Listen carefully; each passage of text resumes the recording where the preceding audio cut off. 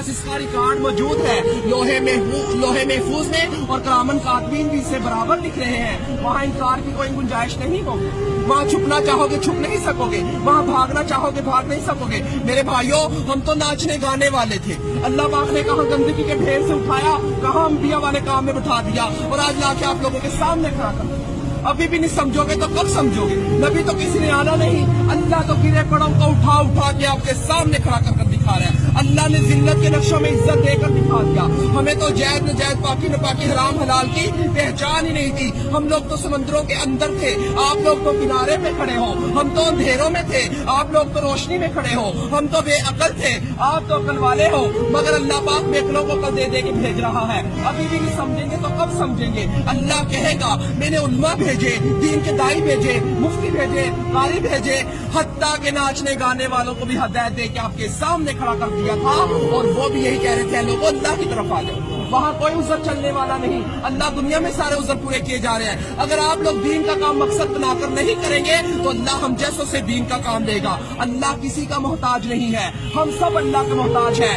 ابراہ کے لشکر کو اللہ پاک نے پرندوں کے ذریعہ ابابیل کے ذریعے ہلاک کیا اور بیت اللہ شریف کی حفاظت فرما کر دکھائی. نمرود کو ایک مچھر کے ذریعے ہلاک کیا، جس بادشاہ کے تخت پر بیٹھ کر وہ سجدے کروایا کرتا تھا، اسی بادشاہ کے تخت پر بیٹھ کر اللہ پاک نے اس کے سر میں چھپر منوا کے دکھائے. اللہ کسی کا محتاج نہیں ہے، ہم سب اللہ کے محتاج ہیں. میرے بھائیوں، اگر یہ تبلیغ کی محنت نہ ہوتی تو ہم جیسے کیسے راہ راست پہ آتے؟ یہ کام بالکل حق اور سچ ہے میرے بھائیوں، یہ انبیاء والا کام ہے، نبی نے کسی نے آنا نہیں ہے. اگر یہ تبلیغ کی محنت نہ ہوتی، چور فراڈ زنائی کیسے راہ راست پہ آتے؟ یہ وہی محنت ہے میرے بھائیوں.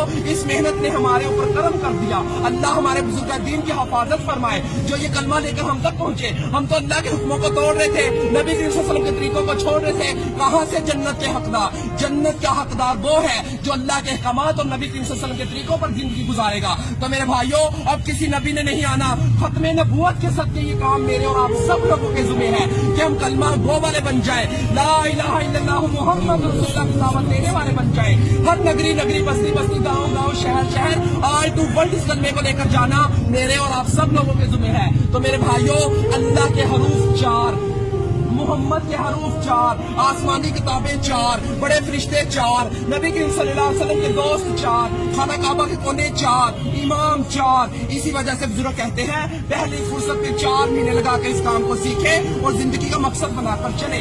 سیکھنے کے لیے 4 مہینے، کرنے کے لیے پوری زندگی، پھرنے کے لیے پوری دنیا. تو میرے بھائیوں، سیکھتے سیکھتے کرنا ہے اور کرتے کرتے مرنا ہے. تو میرے بھائی، یہ دنیا ہمارا امتحان ہے، عبادت ہماری پہچان ہے، اور دعوت اللہ ہمارا کام ہے. ہم تو اس کام کو کرنے کے لیے موت تک ارادہ کرتے ہیں. ماشاءاللہ آپ سب کا ارادہ نہیں انشاءاللہ. اللہ کو بھائیوں طلب دکھاؤ، لے کر جانے والی اللہ کی ذات ہے. اللہ کو ہم اپنی طلب تو دکھائے، ہم اللہ کے راستے میں نکلے تو صحیح، اللہ ہمیں ادھورا نہیں چھوڑے گا. ہم کہتے تھے ہم ناچیں گے نہیں، گائیں گے نہیں، کہاں سے کھلائیں گے، مگر رزق کا وعدہ تو اس نے کیا ہے. جب اللہ کے راستے میں نکلے تو پتا چلا کہ رزق دینے والا کون ہے؟